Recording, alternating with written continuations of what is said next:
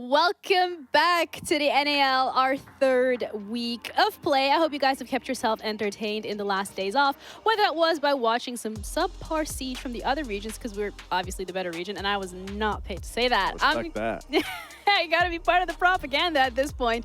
I'm Ginny, joined with Fox and Lax, and it's been quite an interesting one so far on the NAL. You know, it's funny because I thought during the beginning so far and where we're at now, I kind of thought to myself and spoke with some people, I was like, I just feel like we're such kind of a weak region right now because it's so top heavy, like, at least the game wise, but I'm so glad to see that Jacob talked about like 2019, it's been that it's taken this long for it to actually start to shape out of what it's looked like. And the biggest difference is obviously the top heavy versus the bottom. I mean, it's been pretty split, but that being said, it makes me feel confident going into the next major events that NA is going to hopefully perform very well. I mean, we got some really strong contenders at the top. It's just the split of the bottom teams. You know, all of them are around three points. It's, you know, anybody's game when it comes to them. Nah, crazy how the import is more secure in the fact that NA is going to do well than you guys. But either way, let's look at the standings in regards to what teams are actually at the top. Yeah, DZ, they are at the top, 12 points. But then you look at number 10, and that is Cruelty, and they're still sitting at 0. And it's like, at this point, it gets to a point, right? Yeah, where you're like, what are you going to do? Well, it gets to a point, you need a point. But the fact of the matter is you need one win and then you're already sitting in 6th place, which you want to find yourself in the top 6. So even if it is top heavy versus bottom, the fact is you just really need to just win like a couple games and you're kind of sitting pretty. Yeah. It's not like a huge gap in terms of trying to get to first, which just isn't going to happen. I mean, I believe a big reason as to why the SAL in Brazil is so strong is because everybody can win on any given day, and it's always back and forth, and it's so competitive. And right now, we just find ourselves in a situation where our top 2 teams are kind of just dog-walking everybody. And then the bottom teams, it's just a struggle fest, even amongst themselves. They're getting dog-walked. Yeah, one day it's a win, one day it's a loss. You know, some days they keep it close in contention. Other days they get blown out 7-2. So, I mean, maybe a little bit more consistency from the bottom teams, but I'm pretty impressed. I'm pretty impressed to watch NA go on to future events and make us proud. Gotta get there first. Yeah, we gotta have to get to that point first. But when it comes to performance on the NAL, we also have a little bit of our own thing going on. The Fantasy League amongst casters, talent, whatever you want to call them. Lax doesn't want to talk about it because he's super embarrassed, but we're gonna let Jesse take it anyway and explain why exactly Lax Fake news. Messed up. Fake news. The NA Fantasy League is already halfway over, and as the summer begins, competition is starting to heat up. This week, both Fox and XR Troika tried to pick up Nafe, the only remaining free agent in the top 10. But with a better waiver priority, only X was successful and has dropped Epic in order to make room. Nafe isn't a huge fragger, but the captain of DZ is bottom 3 in deaths, meaning that as long as Dark Zero keep winning, Nafe is consistently earning a pretty high baseline of points. Don't feel too bad for Fox though, because his last pickup, Ashen, was Week 2's highest performing player and helped Fox jump all the way from second last to second on our leaderboard. Versus Cloud9, Ashen put up 10 kills and 3 entries, which was a solid day, but completely overshadowed by his game versus Envy, where Ashen posted a ridiculous 13 kills with just 2 deaths. Lynx maintains their spot in first and is getting even farther from the competition, growing their lead to almost 80 points over second place. Panba remains the best player on Lynx's team, being the MVP in DZ's victory over Cloud9, but Benja was the real story of the week for Lynx, who put up 13 times the points that he had in week 1, as SSG posted dominating wins over C9 and Envy.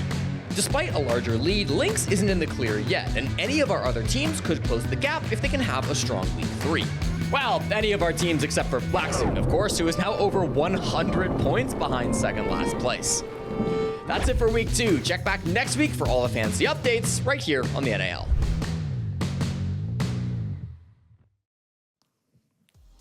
All right, Lax, explain yourself. Well, it's my Hispanic brethren. You know, I have faith. This is kind of like a turtle versus a rabbit situation. Right. It's not over yet. Right. We still got a long way ahead. We're just focused on the marathon. We aren't focused on the sprint. We're waiting for Skimsy to turn up. He's about to have a career week this week. He is. That's what I'm hoping. That's some EU level copium. I respect it. You know, you got to do what you got to do, but it's not looking good, bruv, because today's schedule, specifically when we're looking at some of these teams, it's rough. I mean, Cruelty is going up against M80. That's something that we're going to point out here in regards of how difficult it's going to be. But the match of the day is going to be C9 Envy. Yeah, I mean, if you're Cruelty, does it ever really look not rough at the end of the day? I mean, Good question. What team would they go up against where you're like, yeah, Cruelty's about to come out on top? But I mean, Cloud9 Envy easily has to be the game of the day because they're so close in contention. Cloud9 sitting at 6 points. Envy has, I believe, 3. So if Envy wins, they could leapfrog over them for that 6th spot. It also looks dire for Cloud9 if they can't get that win against one of the bottom teams to be able to set that gap in between the top 5 to the bottom 5 even more. That would be a really scary game. So the pressure is on the line for both of these teams, and that's why it easily has to go to game of the day. Yeah, I mean, I think that's fair to say. They're the closest to, and for Cloud9, this is just another way for you to bridge that gap to make it even further for the lower teams, and then for Envy to get some points. Because realistically, they need them just as bad. So for me, any one of these games, I'm really looking at the lower end to see if we can possibly see upsets. Yeah, it's all underdogs right now for most of these games. So obviously, hopefully we can see some of the bottom teams upset as the top teams get a little bit more comfortable. I don't know if that's going to be the theory, but we can have some faith in the underdogs for sure. Yeah, that's the first game that we're going to be seeing as well, is one of the underdogs, Orgless, going up against SSG. When we're looking at Orgless, they have their first win now under their belt, so they're able to get a couple of points, but SSG is ramping up. So this is really a reality check for both of them to an extent, mainly Orgless though. Yeah, I mean, well, you looked at the stats, and it was like, yeah, they got the win, but it was 7th, 8th, 8th. So, I mean, we're really grasping at straws to, really have faith. You got to do what you got to do. But it's a best one. Anything can happen. Anything We've seen it more than enough in Siege. It's going to come down to the map bans for me because SSG's been so blunt about what maps they want to go to, and so if Orgless, doesn't play into that, that would be kind of depressing. Yeah, the roster for Orgless specifically is something we touched upon quite a few times in regards of them trying to fill the gaps with the power of friendship, and that's not necessarily been working out. Yeah, power friendship ain't working too great. Now, I do gotta say, they did find a win, which was important. We did talk about, just for your own confidence, being able to find a win. Sure, if it was against Cruelty, win was a win at the end of the day. You want that. You want to feel good off that. Then you go into that next, yeah, exactly. Then you go into the next game versus Oxygen. Realistically, that was close. That really could have gone either way. Unfortunately, Oxygen walks away with it. But you would think that you'd want to be able to catch your breath, reassure, reassess things that went wrong. Yeah. Unfortunately, you can't. There is no time. You are not going to catch your breath. Now you're going against the likes of SSG. Yeah, absolutely. I mean, Orgless hasn't really looked that phenomenal. Even in their game against Cruelty, very disjointed, and we were hoping that we'd see better lights against OXG. Yeah. But honestly, same issues, different story. Yeah, it's also the schedule when it comes to Orgless and the teams that they still have to play. Like, if you're looking at the fact that they've already dealt with DZ and Shopify, like, all right, you've done that. That's the hard work. But you still got SSG and C9. Well, and that's the worrisome part, Jenny, is, they have got through some of those hard games of SR and DZ, and I look at those in specific because that's like strategic aggression. That is a game where you really have to be on top of your game and be able to quickly adapt to a scenario just based off those playstyles. But now you're going against the likes of SSG, which is going to be straight in your face. They are not going to let you breathe. You need to be able to adapt and play into it. And so in some areas, sure, they could be able to be used to that because T2, it's pretty aggressive, it's in your face, but will they be able to find something now going against us? Yeah, but if anything, it is SSG, and maybe, they lose it a little bit and turn it into a ranky. I mean, honestly, the confidence, the overconfidence, if there's a team that could get 2 out of their own, 2 off of the game plan, it would be SSG. I mean, they had an absolutely phenomenal week 2, but of course, it was a C9 Envy blowout, so you're going to expect SSG to be able to win those games, but it really feels like SSG is finally feeling comfortable. They're understanding the play style, especially players like Benja. We talked about it, reload entry issue. Okay, they fixed it. Ashen's now been firing on all cylinders. Then we go into the NAL. Benja was struggling on his new role. Phenomenal week 2 from Benja, finally feeling comfortable. The map picks that SSG is going for, the game plan mentality, it feels like everything is finally there, and that's exactly what we saw in week 2 when it came down to what maps they were going to, how they wanted to play. Those are baby steps for SSG. That's what we wanted to see, so everything is looking good. Now, the biggest decider from year 1 last year of why they were so inconsistent into this year was obviously their attacking and their defending, specifically their defending, and you can see there's been a huge improvement since picking up Newers. Their defenses have been locked down, and that's what we wanted to see. They're the third best defending team. Attacks still consistent as ever. One of the most aggressive attacking teams, very sporadic, different from the top 2 attacking teams that play a little bit more methodical, go for picks. SSG has a really good understanding of how they want to go about it, but the defenses since getting Newers has been so impactful on being able to play off of each other. We've been seeing so much more cohesion and trade-focused gameplay from their defenses. So now that aggression is not just on Ashen's shoulders. Now they have Benja and Newers to be able to play off of that over-aggression that he brings on defense. Yeah, which I think it's important because game day reps are going to be the most important thing, especially when you're changing your style, you're putting people into different positions. As much as you scrim, as much as that might play a factor into it, it's the game day reps. And obviously seeing from week 1 versus week 2, that is a significant difference. And as long as they can continue to show that consistency, and especially for Benja to kind of be that linchpin player that he needs to be stepping into this new role, it's really going to be a positive outcome for SSG,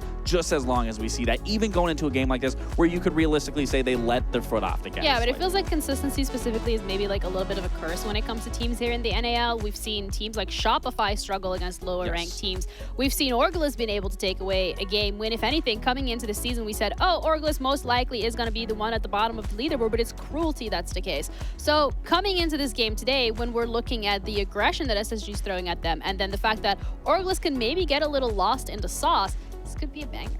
Yeah, absolutely. I mean, like we said, it always comes down to the map bans for me. SSG has been very vocal of what they like to play. Consulate, Cafe, Border. Very small maps. Obviously, it's a best of 1. You have 4 bans. You can get rid of the big X factors. But I really want to be able to see Orgless take it to a map that is bigger or that we haven't seen SSG be contested on. And that would be a good testament to Orgless kind of becoming more veterans in the Siege. We've seen that, we've talked about that they're all kind of rookies. So the mentality of being a veteran team is what we need to see, especially in these map bans. No, SSG is doing a good job getting rid of that layer where they did find that success. They are removing the big maps, but ending on a big map. So this is exactly what we both were talking about, what you just said. We want to see a bigger map out of them. But interesting enough, I did talk to Fens just prior to the game, trying to get his head where everything is at. He also is their best player, by the way, on the roster. And I was asking him, what's your biggest takeaway since joining T1 to T2? And his biggest takeaway, what he said is, in T2, you can just roam around, get away with whatever you want. As long as you can outgun your opponent, you're fine. You don't need to think about anything.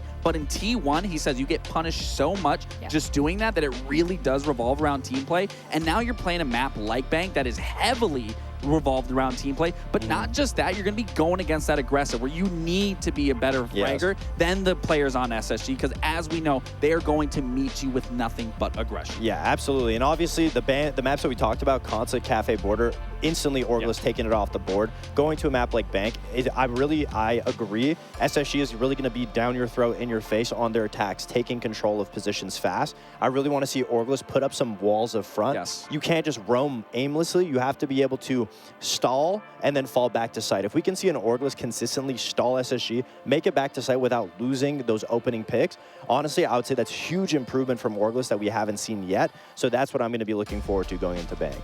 Yeah, but it also brings a question if the time that Orgless has had off is enough time to actually be able to make some of these changes and the improvements, because it is, back-to-back-to-back play days, and yeah, they have next week, but they got to step up today. But when it comes to the predictions, I also kind of want to discuss this because you said specifically that it depends on the maps. Yeah. And we're now seeing a bigger map. Does that sway your decision, or are you going to be sticking with the fact that SSG is most likely? Yeah, SSG is still going to be the one in the driver's seat. I mean, they're third in the standings right now. I don't expect them to lose. It's going to be their game to lose. So if anything, this matchup will be a testament to SSG because it's the first time we've seen them on a big map. We'll have to see how this new roster, the new style of play that they're bringing, can affect and roamingly clear with enough time, be able to stall out on defense. So I'm excited to see the difference in play style that hopefully will come from SSG. Again, and the beauty of the bottom half, everyone's relatively close to each other. So the fact of the matter is, even if they do lose here, if they can keep taking away and then apply that into their next game, that can really be a big motivator just to get a few more points, like I said, to secure themselves in the top 6. So for me, I definitely think SSG does take this. But as you were saying, I want to see something from LFO to be able to stall out SSG's attacks and slowly slowly start piggybacking off of that until they need to force their hand where they need it to be forced. Yeah, I mean, they want to be in the top 6 because they want to make it to playoffs, but we've already had a little bit of a look at the standings specifically, and it's not looking that great. Because, yes, you need to win a couple of games to be able to qualify into that, but we've already looked at their schedule, and that's still, you still have to play C9, you're now playing SSG. Realistically, are those teams going to give you points to be able to move up in the ranking? I mean, you're never sure, but at the end of the day, overtime games, give you a point. Every little bit matters. Going to a map like Bank absolutely can bring it through, and Orgless has kept it very close. Yep. Even all of their games, besides their first 2 against Shopify and DZ, it has been very close, specifically against OXG. So if they can still keep it close on a map like Bank, everything's kind of in their favor to have it a lot closer than we'd expect. All right, well, it does feel like this is SSG's game to lose, so whether or not Orgless is going to be able to throw a little bit of a spanner in the work, we're ready to find out as we're heading into the first game of today with Lynx and Xtroika. Thank you very much, Ginny. Now, this is not Orgless' first outing on Bank Ollie, but the last time they played it was at the beginning of the stage against Shopify, a team that is quite good at keeping things simple. Now they're playing it against SSG, a team that can do anything but. A team that love to make things complicated and can honestly look like one of the best teams in the world and one of the worst teams in the world on the same day and sometimes on the same map. We're really confused as to what we're going to expect with SSG at the moment, aren't we?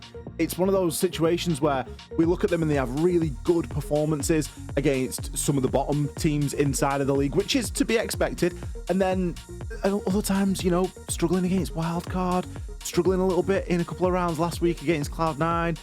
The Envy game, it was fairly straightforward, but again, there was some glaring holes in that we were discussing at the time.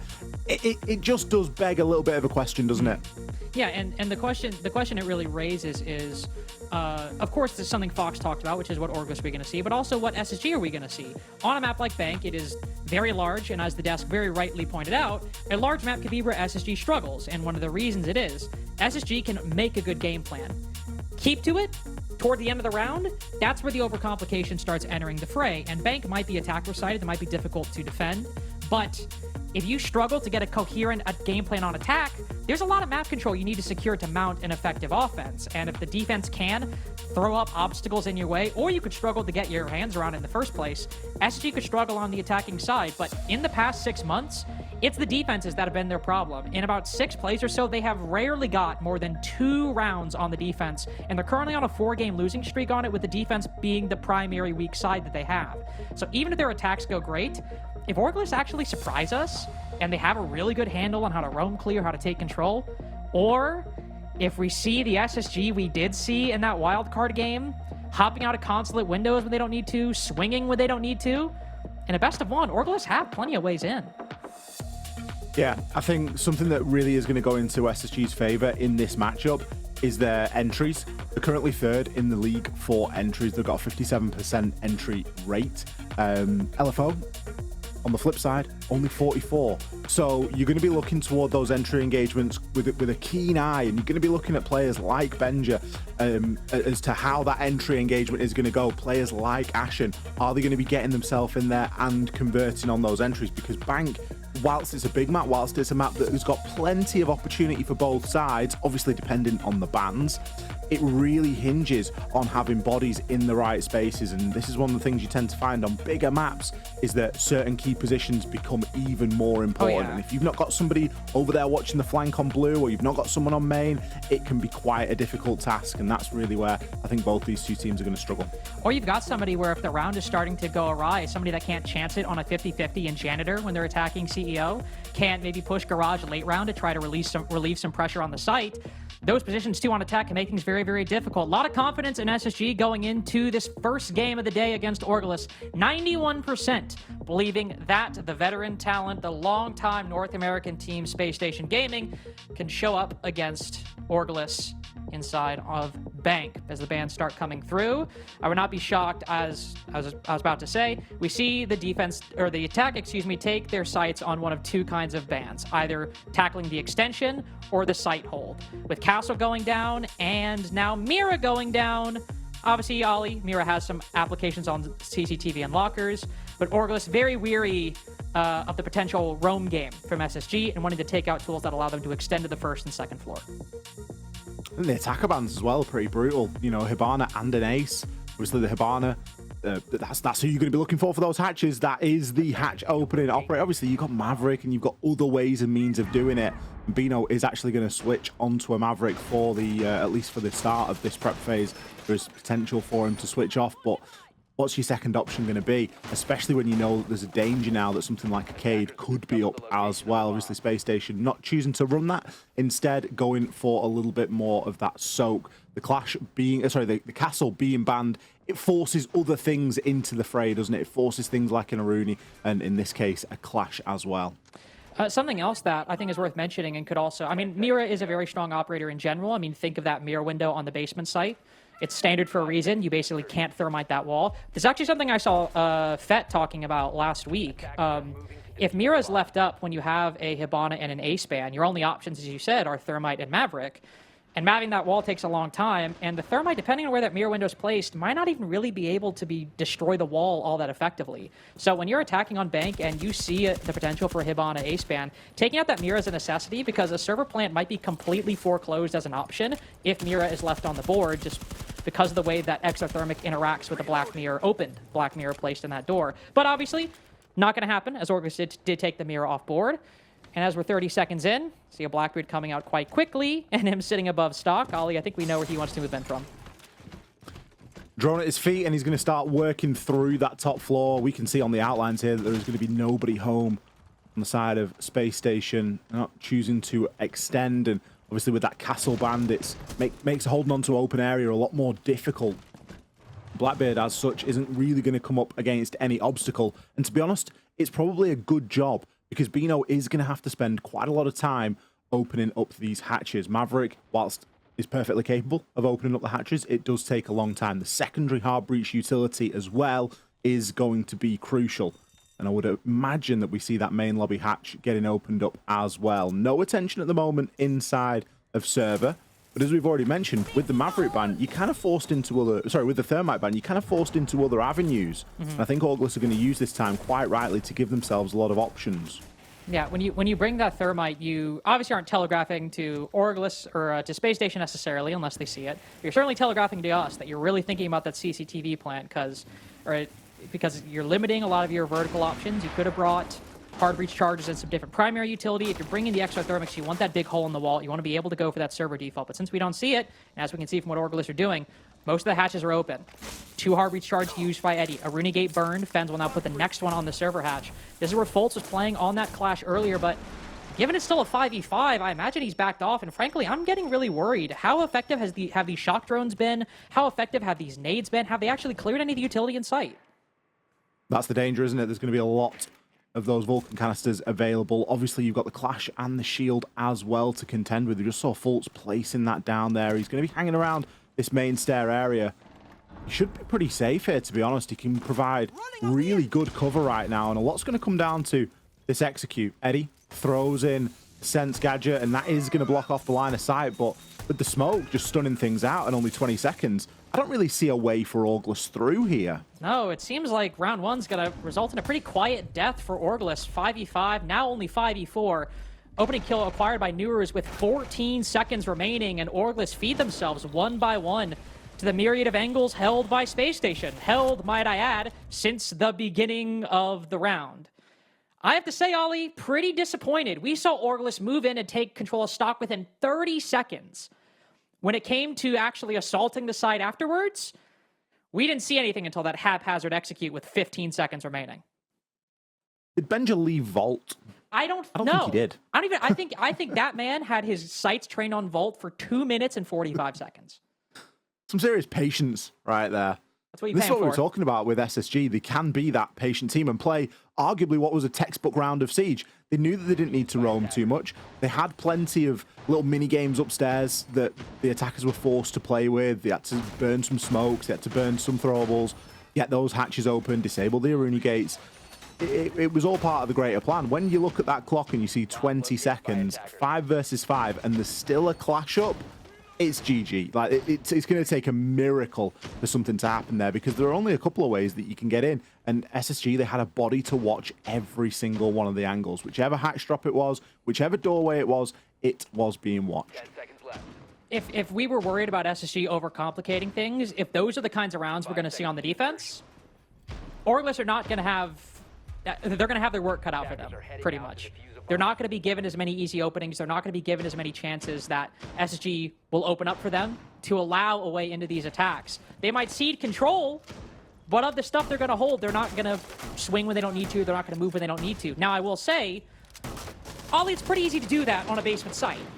What's really hard is to do it on a site like CEO, where not only holding the site in the exterior positions, basically you run right into the attack. You're right up against the attackers on rappel. You're right up against the guy holding stock. And potentially the key tool in SSG's arsenal, if they want to try to maintain that disciplined playstyle, is going to be the Sazami. Absolutely, and it's even easier to do it on a basement where both primary hard breaches, should I say, are going to be banned out. Obviously, you still got a thermite, but it isn't the very same. The site, you don't really need the hard breach. Yeah, it's nice to open up long, and it's nice to open up next to elevator, but the rappel is where a lot of this action is going to go down. You can see there, Ashen just getting tempted for a little bit of pressure on the window, maybe even a bit of a jump out here if the time is right. Knows that there's a couple of players out there, and I wouldn't be surprised to see him go for it. Instead, just gets a super skinny angle onto Kixrow and can get himself into that rotate and replace his Kiba. This, honestly, to me, the way Ashen is playing this is even better an example of the kind of SSG we're going to see today. Ashen was one of the players when I was talking about on Consulate, hopping out of windows when he didn't need to. He had the option right there, and if he had hopped out, he probably would have killed that Grim. Instead, he plays it safe, is moving the Kibas to allow himself to aggress onto those windows, but instead takes that narrow angle, waits for the opportunity to present itself, doesn't force it when he doesn't need to, and his patience is rewarded. He takes out the Grim, such an important operator, and now is drawing even more attention. He's backed off from CEO. He's hanging out in Marble in a position where he can't get shot from below. That Deimos that's tracking him can't shoot him through the floor. Ashen has been such a good player this round, and quite a disciplined player. Somebody who I wasn't quite sure we'd get that from today. Stall out is pretty serious as well from Orgless right now. Still not really with any sort of main control, and Ashen going to pick himself up yet another. Oh my god. Kills are just going to continue to flood. This is a bloodbath. I'm not even sure that Orgless have made it into the building successfully yet. I literally think one guy walked in ATM. I genuinely think that's the only guy. We saw him opening up the door and moving in. I actually think one Orgless attacker walked into the building. The rest have been challenged on rappel. The rest have, again, just like round one, fallen to angles held by SSG since the beginning of the round, since the moment they felt they needed to. SSG have held powerful positions, but passive angles, and waited for Orgless to peak, waited for an opening. This round is done and dusted. It's going to be 2-0 SSG. And we were worried that maybe they wouldn't be able to break that 2-round threshold that has been a ceiling on their defenses the past 6 to 8 months. They've just hit it and basically only lost one body in 2 rounds. Seems like a different level of patience coming out here from Zen-like SSG almost. tonight. They are just... It's almost as if they've been told, do not move. Like, if we're going to win the round, we're not going to give them a single exit frag. We're not going to give them a single kill that doesn't count. It doesn't matter if we win the round. We're just going to break them mentally in the first few, and then the rest of the game's almost just going to do itself, because they are giving nothing away. I'm not even sure that Fultz got to use his Toxic Babe canisters. I remember glancing down and seeing he still had a full 3. It didn't even come down to it. Like, there was just no point. Oh, it was Benja, sorry, on the smoke in that last round. But okay, so we got one guy into the top of square. And he was down. That's it. Maybe and down. Maybe actually, a guy in ATM. That guy was downed by a different person. He just finished off that kill. He had 3 before that. He didn't even shoot that guy. Benji didn't even shoot anybody. To be fair, though, he didn't shoot anybody, but he is 3-0 so far. Obviously, limited sample size, but after last week, a lot of SSG players got a much-needed boost in the stats, and Benjo is one of the only people not to get a substantial benefit from it. Going into today's playday, every single SSG player had above a 100 EPS, except Benjo, who was still down at 91, not in the, or down in the 35-30 area, whereas everyone else has more than, and well then, breached the top 20. So Benja is a player that we have been looking to show up a little bit more, especially given his reputation. Still MVP of SI, though now obviously 2 years, a long time ago in esports. But still somebody that, if he is doing well, it's probably because SSG are just laying back, playing it safe, and Benja actually gets a lot of action on the site for once. It's nice as well because it isn't reliant on SSG doing well and Benja doing well anymore either. It's more of a well-rounded sort of arrangement that they've got going on. I mean, everyone's got 2 or 3 kills. As well-rounded as you can get. It's going to be difficult again. Orgless, it's a big worry this because they're going for a very similar lineup. Obviously, they brought the Ram this time, which is going to help them to open up that floor, but they've not got a good plan for dealing with Ashen right now. They're just trying to do exactly the same things, and it isn't going to work. Ashen knows the angles that he's going to be vulnerable to.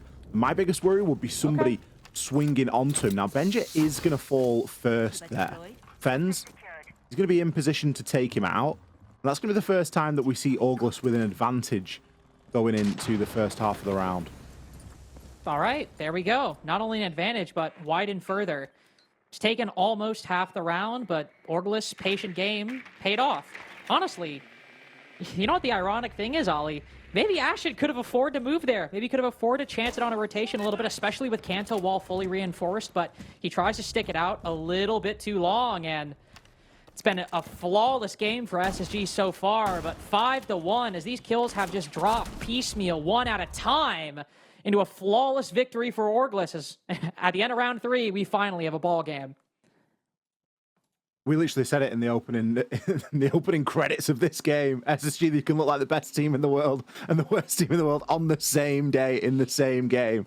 Now, it's not to say that they look like the worst team in the world that last round in round 3, but what went on? Because Orgless didn't really do anything too differently. SSG were looking to hold in a very similar way to what they were successful in round number 2. And it was just over peaks, over swinging. Benja, not sure where he died. He died in and around square, maybe in first floor square around sort of blue. I think blue, like it looks that sort of area. Yeah, so he's maybe got done from a skylight. It's maybe a bit of a chance kill. But then for Ashen to fall as well, you just start thinking to yourself, what happened there? Credit to Orgless for being able to attack that, but I don't see how that's repeatable. And SSG with the Azami really should be able to hold down that top floor a lot better. They're going to be going down to the basement again this time, so we can all the SSG fans, should I say, can breathe a sigh of relief because it looked very good on this side. Now, the biggest change that I can see coming into it is we've actually got a Two-Brow being brought. No Clash, but Two-Brow and the Cade. It is going to make opening those hatches a lot more difficult, and maybe that's what they're going to sort of rely on this time for that delay. And not only is that going to just be important in general whenever you see those kinds of operators come into play on a defensive side, but is also SSG perfectly reading into the flaws that Orgless had. No Two-Brow Arcade was present, and they still executed with 15 seconds remaining. 2 minutes and 45 seconds passed with nobody even shooting at each other. In a first-person shooter, in Rainbow Six Siege.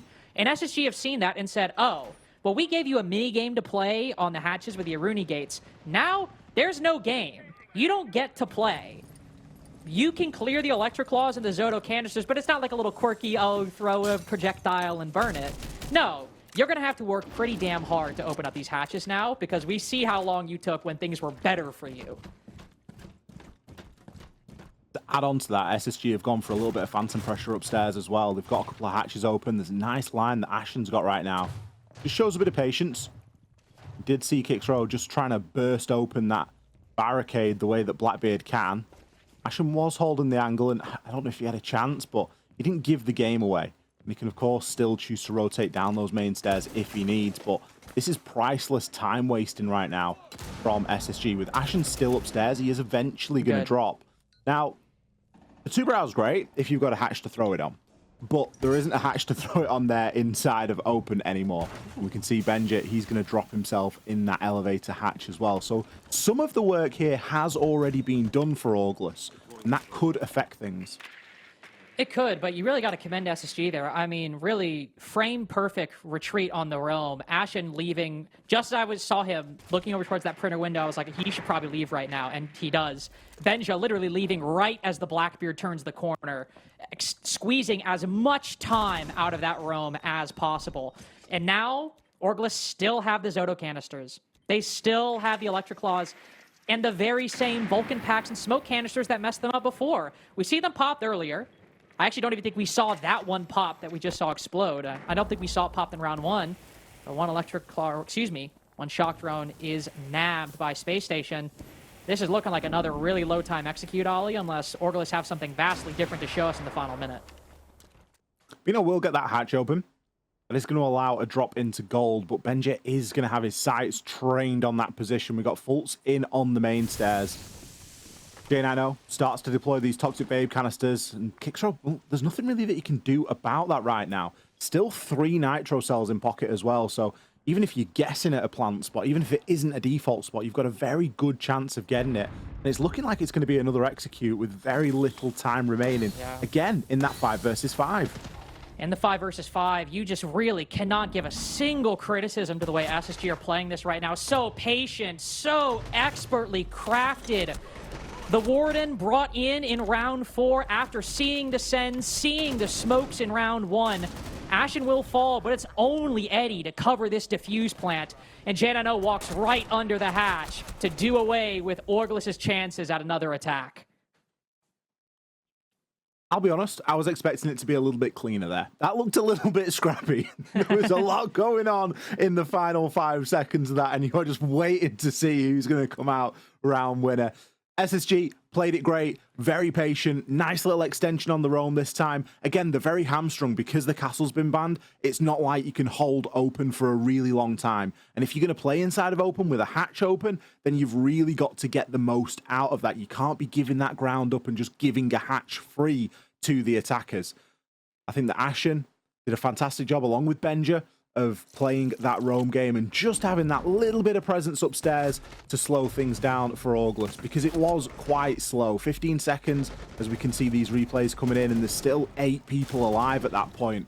Plant was attempted, but it was never really going to go off. We can see there on the screen J9O and Newers, but you've still got Benja. He was just at the back of main stairs there, so he was still, you know, going to be the difference maker. He was going to be the winner if both of those 2 players fell. As it stands, SSG lead 3 rounds to 1.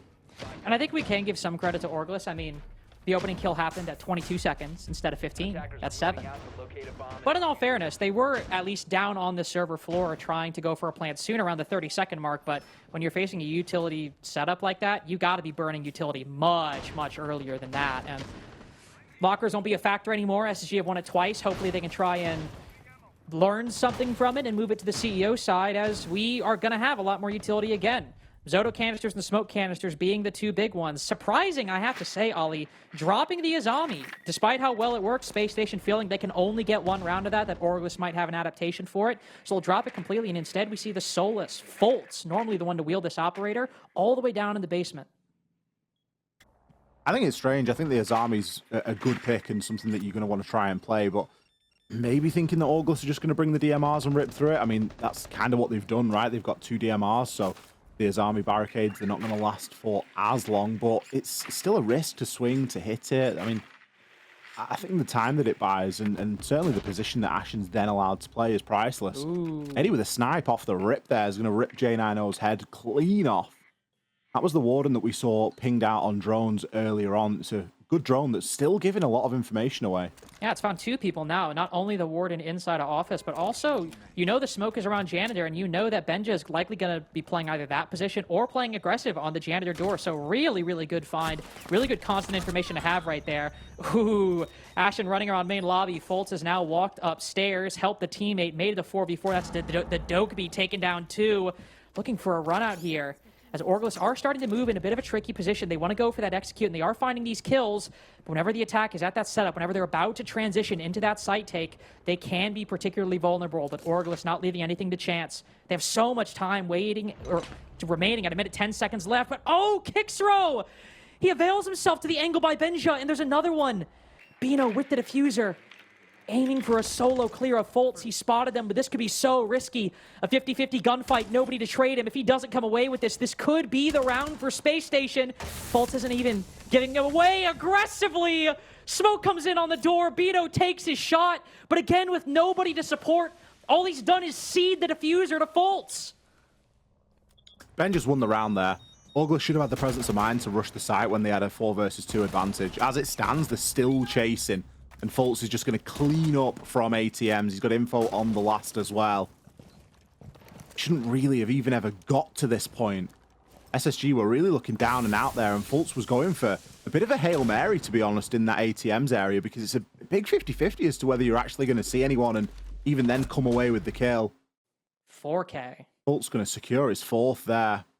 Big round. Fultz might have got 4 kills, but for me, it was Benji that sealed the deal. He got that player on rappel. Fultz was really badly pinned into ATMs there. And if Orgless have had a little bit more coordination about him and a bit more sort of urgency, and if they'd have known, I mean, they had the sight drone, so they should have known what was going on. They knew that there was a player in ATMs. Yeah. They had the sight drone inside a meeting room.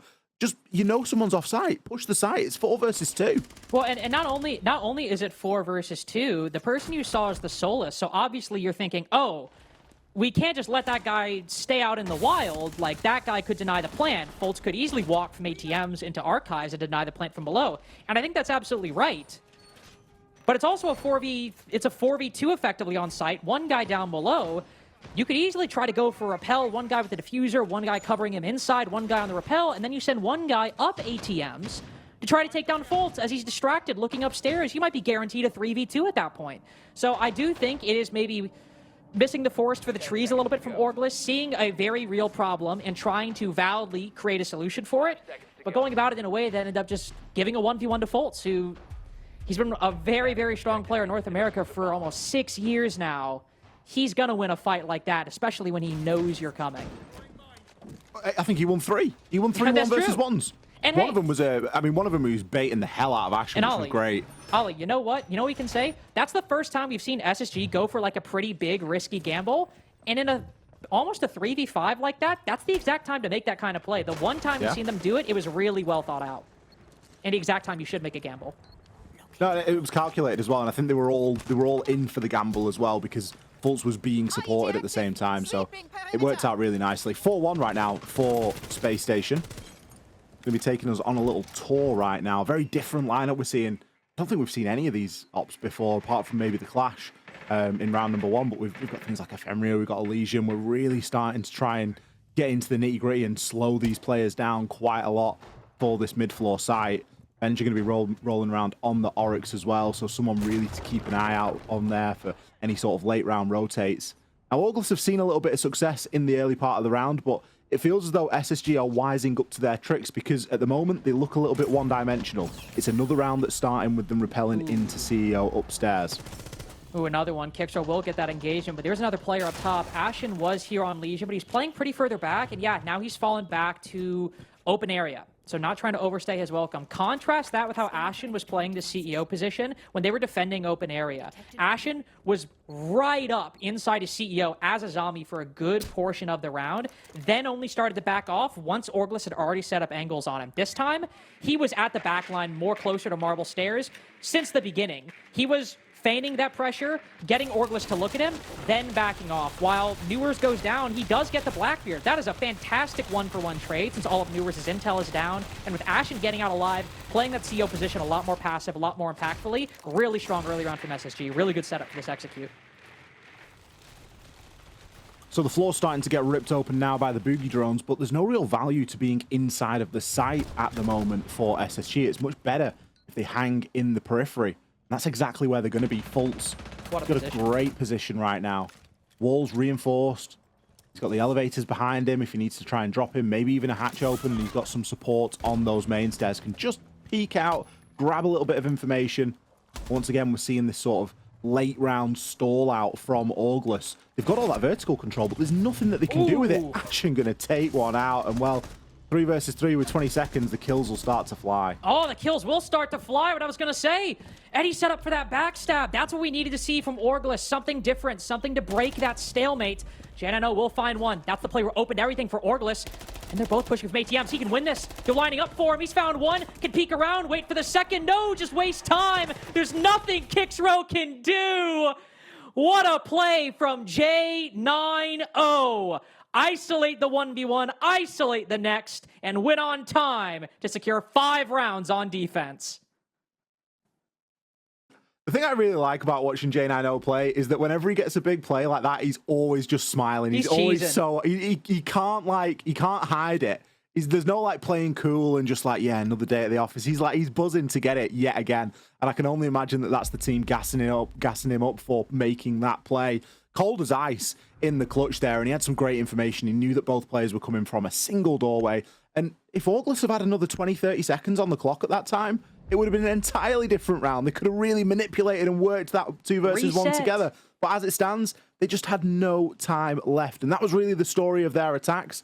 And I think one of the reasons why SSG was more than happy to play Bank here tonight, knowing that Orgless was going to struggle a little bit with that clock. Not only knowing that they were going to struggle with the clock, but also fully prepared to show us that, hey, we can play disciplined. In fact, we can rival some of the most stalwart teams on defense. The one time on open area defense where maybe somebody pushed a little too far or overstayed their welcome, that was an aberration. You're going to see literally Buddhist-level patience from us. We are going to be so chill, you're not going to believe it. And I didn't for a little bit. I was like, surely this isn't the SSG I know. But the utility, always there. The aggression, always extremely calculated, and also oftentimes the last resort option. SSG more than willing to win a round on time and patience than taking the fight to them. And that is the card, or a card that we've not really seen from them. And also, for this to be the first time they have got more than 4 rounds on the defense in the past 9 months of playing this map, the exact kind of play style to do it, and exactly against the kind of team too. Well, the side swapped. The bans have changed a little bit. We've had a clash ban as opposed to the castle. But now is the time. Ashen on the blitz, but Benja on the glass as well. So there's going to be plenty of Overwatch here. There's actually a double shield strat going right now. It's going to allow Space Station to very quickly take a lot of this map control and almost ignore some of this utility. I mean, the FNAT's gone off, but Ashen's already through it. Is he tempted for a drop? Going to continue to clear the way for his team. I mean, that's one way of taking a lot of map control in 40 seconds. I mean, can you believe that? Think of where we were in an Orgless attack at this point. Maybe they'd be in the building, but they would just be getting in the building. SSG have just done a bank full clear in 40 seconds. I feel like I'm watching that 92 Dream Team game from like the 2019 SI quals. Just somehow everyone's pushed back. There's a blitz in play too. I mean, honestly, just beyond insanity that they have been able to take that much map control that early on. You wish maybe Orgless could have stayed a little bit longer. It was a really good setup for SSG, but so much pressure now being put on this blue stairs, theoretically and physically. 2 players up top, 2 on the bottom. Eddie's completely by himself. He swings around, downs Benja, but Bolt's taking up so much attention. He just manages to get back alive. The fact that he's not taken a single bit of damage there is beyond impressive and beyond insanity. How has he been able to make that run? That was ridiculous. Oh, we're planting. Okay, so the plant's going to start going down This now. is so and it's being smart. covered by Ashen with a pistol. In and amongst the chaos, SSG are just going to fully capitalize right now. And they've got 2 shields and Vert for the post plant. I mean, sure, it's a 4v5, but God, I don't know how you lose this if you're SSG. Monty acting as the mirror window. Ashen can cause chaos on the blitz still. You've got full vert control. You've even got a B from J9O if you want to cover that diffuser. Allow somebody to play back. They're starting to line up for Newers. A lot of HP to get that first kill. Lined up head level for the second, but Kickstar able to land the shot quicker. Consistent disadvantage widened further by SSG. But look at the time. Only 5 seconds remaining. Smoke's going out. Bolts has an angle on this position. Will run forth with the utilities there. It's clean, and Ashen in the middle of a maelstrom on the bottom floor. Almost a second remaining, but just enough time for Bino to land the counter diffuse and win an incredibly hectic round 1 on defense. We talk about Hail Mary rounds. That was really one of them right there. SSG choosing to get the plant down in the man disadvantage. Given everything that they had, it was a really good play because they had lost the opening pick, they still had 2 shields, and they had vert control. But let's rewind to something that we were speaking about at the start of this playday. Bank is a very big map. If you haven't got somebody that's able to sit and watch those main stairs and keep control of the open area hatches, then you are going to struggle. You need to have that flank watched. And as soon as Newers loses that second engagement, there's not a lot that can happen. The whole plan really starts to fail because the shields can start to get zoned off. And because the plan went down so quickly, there was still a ton of utility for Orgless to use. They still had smokes. They still had ability to deny a little bit of space and time. So, on one hand, credit for SSG. I think they did a great job in clearing the map. And, you know, it was a ballsy play to get the plant down.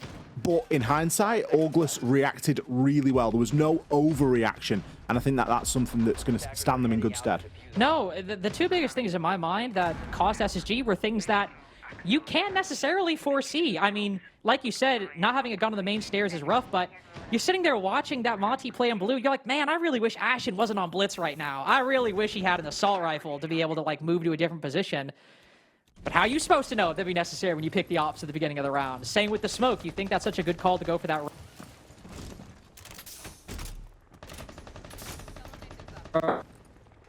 My screen is frozen. We good?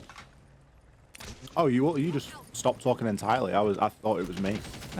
No, I guess I just lagged out briefly, but we're chilling now. We're all good.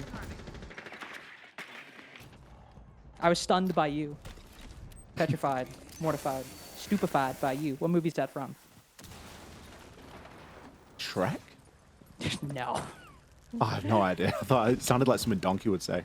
No, I actually don't. What movie is it from? I can't remember. Anyway, Eddie with the first kill. Clean little headshot on defaults just now. Losing your OSA on a CEO direct is not great, but big shock. Direct inside of the site. They secured one kill. Ashen hops back out. I have no idea what just happened. That's even with watching the game.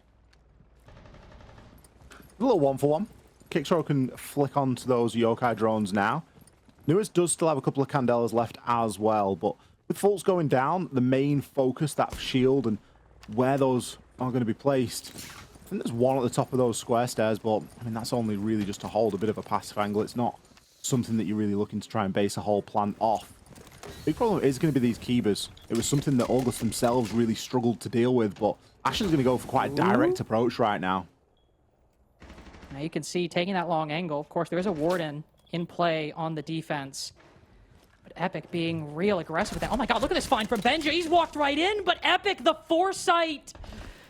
That Kanto player definitely slacking a little bit, but you're glad Epic adds in that redundancy. Newer's now flying on in. Epic put to 1 HP as Janino puts this plant down. Another quick call by Spacestation. Another flurry of kills between the two teams. Eddie on for 10 after that one. And now locked down in the 2v2. Eddie deep into sight. Inside of Janitor, the main player to contest with Newers in all likelihood. Ashen peppering a couple shots from Banana as he's worked his way up, worked his way deeper. No, actually the opposite side, hip fired, and he walks right into him. The mistake of the round, as it seems match point for Space Station, is right within their grasp. Not a lot of utility for Bino, holding the angle, holding the aggressive line. All 5 for Ashen, all 5 for match point. Some great opportunity spotting tonight from Space Station. I'm really happy with the way that they're playing. They are making some fantastic calls. Ooh. And it isn't... where we've seen Space Station lack a little bit previously, I've always thought, is that when plan A doesn't work, plans B, C, they're sometimes a little bit shaky. Sometimes they're just not very good. It kind of turns into every man for himself. Where they've done really well here tonight is they've done a great job of taking that first blow. So for that last round, for example, they lose faults, they lose the OSA, and then all of a sudden, it's, right, we're going to play this, and there's no hesitation, it's straight in. I mean, it helps when Ashen hits 5 kills. That's always going to help when any player aces. But I think the decision-making and their ability to rally around each other as a team tonight, it's just been a little bit higher than we've seen usually. And when it's failed, it's not because the initial plan didn't work, it's because of eventualities that are difficult to control when you're suddenly entering a world of probabilities. When you're deciding to hit a quick execute with Monty on basement, you probably have everything going for you to get that plant down, and you were correct, but that's like, oh, wait. Oh, we didn't waste a lot of smokes, did we? We sacrificed clearing out that utility to gain the time advantage that we did use effectively. And sometimes you don't calculate all the options, sometimes you just don't see all of it, but there, as you said, it's a bit hectic. These attacks definitely have been a bit Space Station-y in that they're not perfect, they are not completely flawless. But as you said, that moment-to-moment calling, recognizing opportunities, it's not that they're winning the round at 80% margins, but both of those calls felt like they could be won at a 50 to 50 or 51 to 55%. And even if it's narrow, it could still be a victory. Now, interesting, we kind of glossed over the timeout. Was it a Space Station timeout? Because that was the icon that was on the screen. Which I believe, I would assume that was an Orgless timeout because they're down 4 rounds. I would assume as well. But either way, it's not unusual to see a timeout just before the conclusion of the round. I guess the question for Orgless is why didn't you call it a bit sooner? This was kind of telegraphed as to how it was going to play out.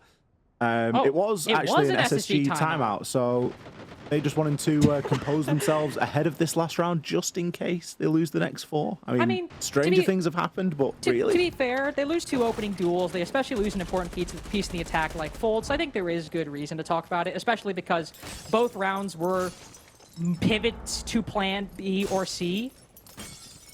My call probably like, hey, so what if we gave plan A a shot? I've got a crazy idea. It's called Plan A. Plan A in this instance is going to be an oldie but a goldie, trying to walk a Monty into cafeteria. Often relies on having blue pressure, having top of square pressure, and having something going on inside of tellers and archives. Kixrow currently going to be inside of archives. He's going to be the point man really for Orgless on this defense. A lot depends on how long he sticks around for. J9O playing on that Nomad, he can secure his own flank, and alongside of the Lion Scan, it seems as though SSG are going to have a pretty good stranglehold on a lot of these defenders and the positions that they occupy. I mean, just such a different trend from Orgless. I mean, SSG have been unrelenting on this pressure at every single point. Oh, there we go. Okay. I thought there were no holes in that wall for a second, but the F-Naut was occluding my vision too. Smoke goes out as SSG have now taken complete control of the Archives position, but as Ashen hops in, loses his life. 3 opening picks in a row for Orgless, 3 in a row particularly for Eddie on this defensive side, putting Orgless up that 5v4 and forcing, he is the player forcing SSG to pivot to plan B. As losing that glass, they wanted to smoke that door, have him sit in the smoke and cover. But now J9O losing his life on the back line. Again, Eddie on a tear this game, 12 and 5. And while Foltz has made it into the site, look at how separate he is from the team. But he's just whipped out the pistol, taking the kill behind him. Eddie's still massacring SSG's back line. And Newers has it all to do. Watching the back, Foltz somehow going to get this plant down. With the smoke out of position, he can't use his Toxic Babes to deny the plant. And neither Bino nor Epic in a position to hold that long angle. A must-win fight for Newers against a big pop-off player. It's instead Foltz to remove the smoke, the terror, the menace from the board. And in another 2v2. They were able to close it out last time, but with the wraparound, Newers able to put it into a 1v1. A potential layup for Foltz, but on such low HP, if Epic just spots those feet for 1 second, he might be able to get the kill. But Foltz trying to draw him away from that diffuser. Try and put as much time on the clock, not only into the rotation, but as little time remaining for Epic to even have a chance. The kill comes through as we move beyond the pale. Another 7-2 for SSG. Epic there, just going to try and soften the blow with a couple of exit frags, but SSG have played that last round very well indeed. They had no business winning that one. Man disadvantage, but somehow, some way, Foltz gets the all-important kill onto the Azami. If you're not able to open up quad wall, it makes it very difficult to attack open areas through that double door, because as we saw, an Azami can just tuck on in. A lights out game there from SSG. I think there are some things that they're going to want to go away and work on, particularly that opening death statistic, but it really didn't slow them down on the night. Still coming away with a very dominant 7-2 win on Bank, which, to be honest, was a map that we had a little bit of a question mark about. We're going to hit to a break. Let's see what our desk has to say when we get back.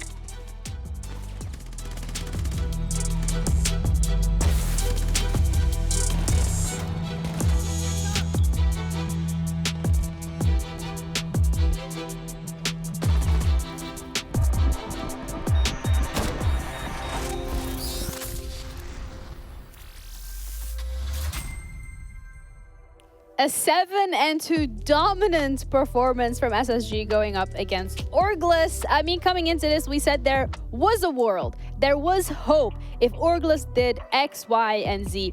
But SSG came out of the gate swinging and didn't even give them the opportunity to be able to do that. Yeah, it was expected. We knew how aggressive SSG was going to play. I was actually more impressed that they took a timeout after their first round that they did end up bringing back when Ashen ended up getting that ace, because it just goes to show that they know that they weren't perfect. They know where they went wrong, and sure, they didn't need to take the timeout, but they still took the timeout, which just shows me that not only have they shown respect to the other team, but also to themselves to just be like, we can be better. And this is the SSG that we've talked about of being hot and cold. I think they're making the right strides of being more hot. Yeah, and the blacklight detail is going to be going to that final round, which I think only further highlights the discipline that we're seeing from SSG. Yeah, no, SSG played it phenomenally in that last round. I mean, the 2vx situation that they're in to be able to focus on going for the execute. I mean, before they even get this diffuse down, Fultz jumps in, gets an angle with the Monty to get the first pick. What? Look at this blunder right here. I mean, obviously, you never know what's going to be on the other side of the wall, but just peeking out with the C4, I mean, maybe should have taken a second, and then Fultz just needs to buy the time. He's just slowly falling back. I was looking at this and I was saying, oh, maybe Fultz is going to have to go for a gunfight, but he plays it so smart because he's just worried about the time. Even at the end, even when he could easily go for an ego 1v1 challenge, he just focuses on winning that round. Obviously, Epic's going to get his little nice 2K for the celebration, but loses the game indefinitely. But I really want to say, like, Fultz's shield play right there was beautiful. The coverage, I believe that was Newer's on the line. The coverage was amazing too. But at the start, they didn't show it. But when Fultz walked in, he's slowly viewing everything inside of Kitchen, tries to get an isolation on the guy on the mute hiding in the corner. It was so smart. Well done from start to finish. Yeah, SSG walk away with the win, so that also means that we have them ready for an interview. Another congratulations in point this time around. Another win on the board, starting off the week incredibly strong. How was it preparing for this game? Because you're going up against Orgless, which is a team that hasn't necessarily been doing that well. Was there anything specific that you just prepared for, or was just another game, another opponent? I mean, we kind of just did what we do for every other team and just had a good week of preparation, like just hard, intense practice, and yeah, executed.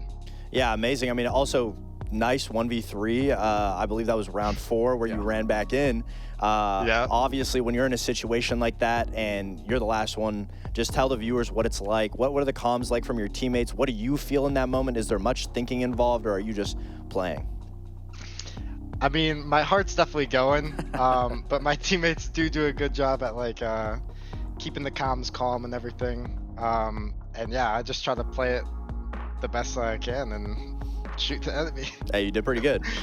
Yeah, thank you. Well, J9, congrats on the win. I want to ask you, you guys took a timeout. You guys were up. You guys brought that round back. I believe it was the round Ashton ends up getting that clutch. I kind of want to know, what was the timeout for and what was being said? I mean, Call It was kind of just getting us back on the rails. It wasn't really the best round from us. And yeah, he had a couple niche things to say, but I'm not going to get too much into it. Not even a little bit? You aren't even going to give me something to go off of? You're going to give the audience a little piece? I'm going to get ripped up by Call Out. Okay. Okay, well, nice try, Lex. I respect it. Yeah. Good try. You gotta do what you gotta do. All right, well, thank you so much for... You can't let him go just yet. What? You want more? There's skins out. He hasn't even said anything about buying their skin. What's wrong with you? Yeah. Buy the new Mira skin. It's the best one. That's all you got? That's it? Yeah, you really sold me. All right, you know... SSG grabbed me. I'll sell it for you.